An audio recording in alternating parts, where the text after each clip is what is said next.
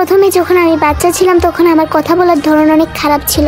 সেদিন আমি জিমিনের সাথে ভালো করে কথা বলিনি, তাই আমাদের ভালো হবি আমার উপরে রেগে গিয়েছিল। আর সে আমাকে বলেছিল, তুমি তার সাথে এমন করে কিভাবে কথা বলছো, এটা কথা বলার কোনো ধরন। তখন জিমিন আমাকে বলেছিল, এখন তুমি যেখানেই যাও আমি আর তোমার কেয়ার করব না। আর সে রাগ করে চলে যায়।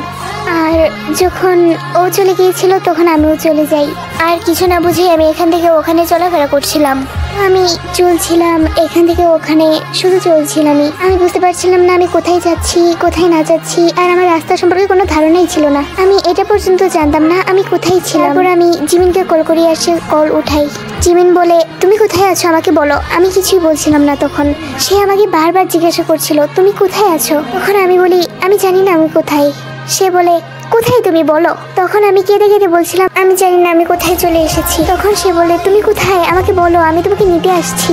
আমি বলেছিলাম, তুমি আমার চিন্তা করো না, আমি একটা ট্যাক্সি নিয়ে চলে আসবো। তারপর আমি ট্যাক্সি নিয়ে ওইখানে যাই। আর আমি দেখতে পাই জিমিন আমার জন্য বাইরে অপেক্ষা করছিল। ও জিজ্ঞাসা করছিল, তুমি কোথায় গিয়েছিলে। আমি বলেছিলাম, আমি জানি না আমি কোথায় চলে গিয়েছিলাম। তখন জিমিন আমাকে কান্না করে জড়িয়ে ধরে।